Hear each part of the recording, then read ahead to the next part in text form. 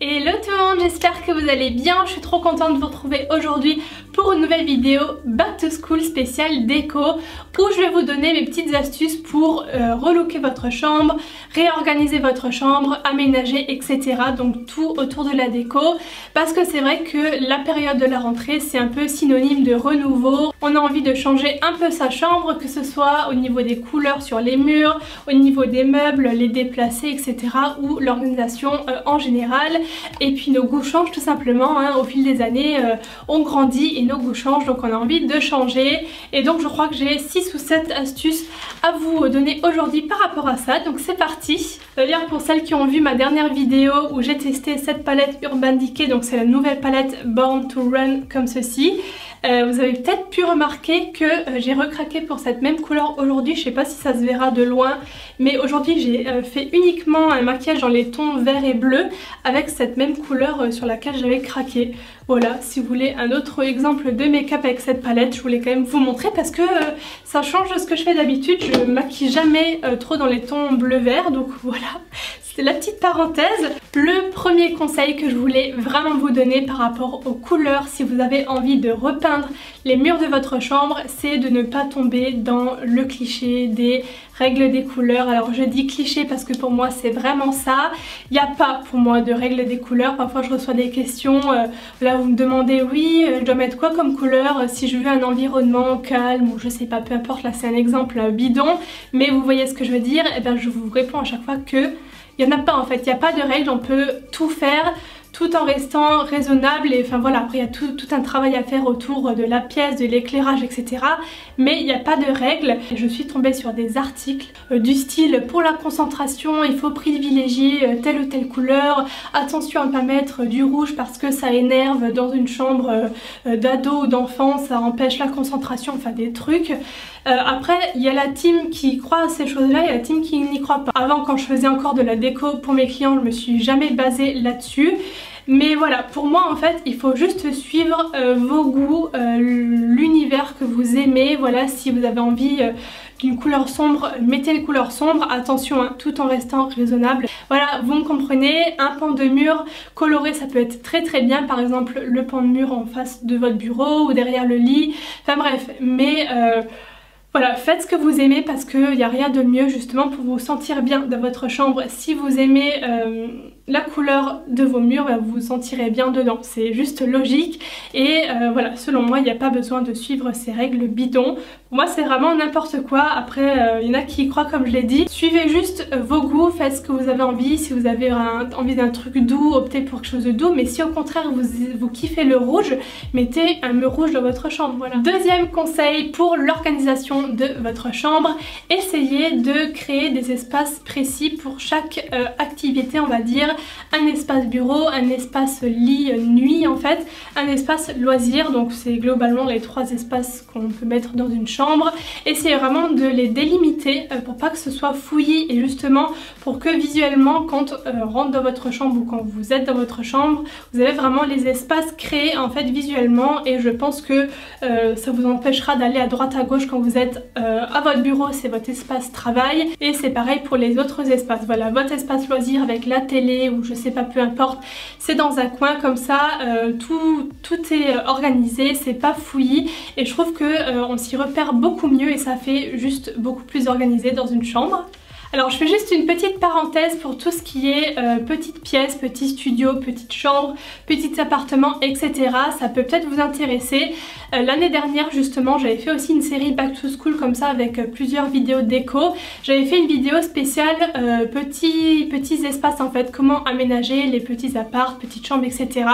Donc si jamais ça vous intéresse, n'hésitez pas à aller la voir parce que je pense que les conseils sont toujours à prendre, hein, c'est toujours d'actualité.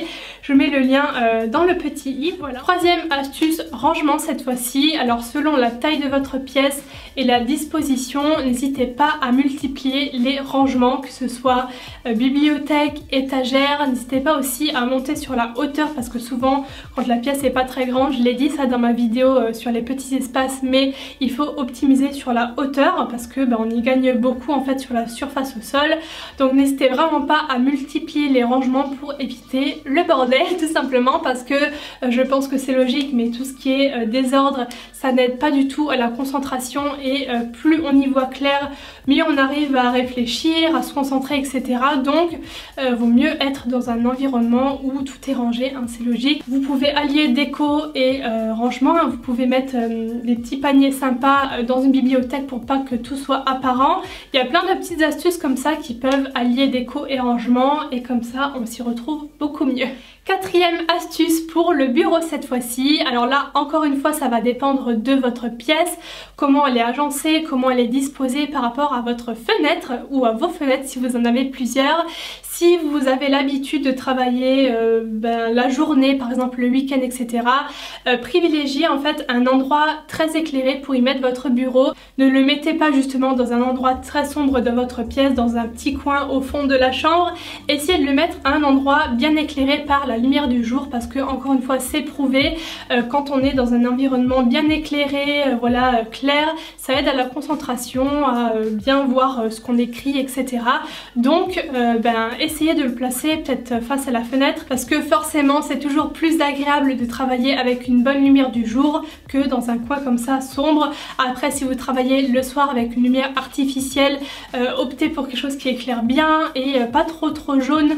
En fait, optez pour une lumière neutre, voilà ce qui se rapproche le plus de la lumière du jour en fin de compte, parce que ça aussi, quand vous n'avez pas beaucoup de lumière ou une lumière assez faible, etc., vous vous concentrez plus pour lire ce que vous faites ou pour écrire et ça vous donne mal à la tête en fait. Et pour continuer dans les éclairages, les luminaires, pour le conseil numéro 5, n'hésitez pas à adapter les éclairages et à les multiplier selon les espaces. Donc par exemple, ce que je viens de dire pour le bureau, n'hésitez pas à mettre une bonne lumière de bureau avec un bon éclairage qui est quand même assez fort pour bien voir ce que vous faites si vous travaillez le soir, avec une lumière neutre, donc pas trop jaune ni trop bleutée. Pour votre espace nuit, vous mettez quelque chose de plus tamisé, de plus doux. Vous pouvez mettre aussi une petite liseuse, vous savez, c'est les toutes petites lampes qui éclairent juste le nécessaire pour pouvoir lire en fait, si vous aimez lire avant de vous endormir par exemple.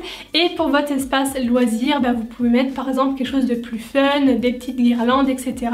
Et voilà, si vous voulez vous sentir vraiment bien de votre chambre, un espace un peu cocooning, hein, voilà, n'hésitez pas à faire ça parce que voilà, ça crée vraiment un espace plus intimiste, tout ce qui est petit éclairage, les guirlandes, les bougies, etc. Donc n'hésitez vraiment pas à le faire. Ensuite, ça c'est vraiment primordial, c'est aussi logique je pense, mais je préfère quand même le rappeler. N'hésitez pas à faire un gros tri dans votre chambre, que ce soit pour vos vêtements, pour vos anciennes fournitures d'école que vous n'utilisez plus, qui sont cassées, j'en sais rien. Enfin vraiment, n'hésitez pas à faire un gros tri pour vraiment repartir sur de bonnes bases pour la rentrée. Tout ce qui est vêtements que vous ne portez plus, etc. Les chaussures, vraiment tout en fait. N'hésitez pas à trier toute votre chambre pour faire en quelque sorte place neuve, pour y mettre vos nouvelles fournitures, vos nouveaux livres, j'en sais rien. Enfin voilà, je pense que vous comprenez ce que je veux dire. Mais en fait, n'hésitez pas à le faire avant tout ça, avant la rentrée, parce qu'une fois que vous êtes dans le rythme de l'école, je pense qu'on est vite découragé, il y a les devoirs nouveaux, etc. Là vous avez le temps, vous êtes en vacances. Donc n'hésitez pas à trier. Et on arrive au dernier conseil, je voulais encore une fois vous parler organisation et rangement. Si vous avez une petite chambre ou une chambre construite sous les toits ou un peu on va dire biscornue au niveau de la pièce, des petits recoins, des trucs comme ça, justement n'hésitez pas à exploiter ces petits recoins, l'espace sous les murs penchés si vous êtes sous les toits ou peu importe, pour y mettre du rangement en fait. Vous pouvez vraiment faire quelque chose de vous-même en do it yourself, hein, mettre des petites étagères par exemple dans des recoins, enfin peu importe. Là j'essaierai de vous mettre des photos pour un peu vous montrer ce qui est possible de faire. Par exemple aussi vous pouvez mettre des rangements sous votre lit. Il y a vraiment beaucoup de solutions pour optimiser la pièce au maximum pour l'organisation et le rangement, parce qu'encore une fois on le dira jamais assez, mais dans une chambre bien organisée, bien rangée, on s'y sent tout de suite beaucoup mieux et encore une fois ça libère l'espace tout simplement. Donc n'hésitez pas à multiplier les rangements et à optimiser tous les petits recoins de votre chambre. Donc voilà pour mes petits conseils spéciaux rangement, organisation et déco de chambre pour la rentrée. Moi aussi, même si je suis plus à l'école depuis quelques années, c'est toujours une période, je sais pas si c'est le mood de rentrée de partout en fait qui me fait faire du tri, etc. C'est vraiment le moment où je fais tout ça personnellement. Et donc je me suis dit que ce serait sympa de partager quelques astuces à ce niveau-là. Dans les commentaires, n'hésitez pas à me donner vos idées de vidéos que je pourrais faire un peu dans cet esprit back to school, des vidéos déco, etc. Astuces, je sais pas. Dites-moi dans les commentaires si vous avez des idées.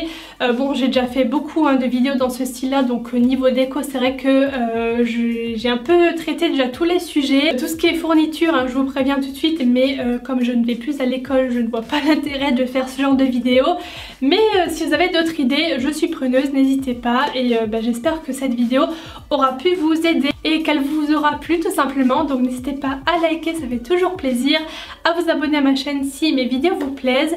Je vous fais plein de gros bisous et je vous dis à très bientôt. Bye bye.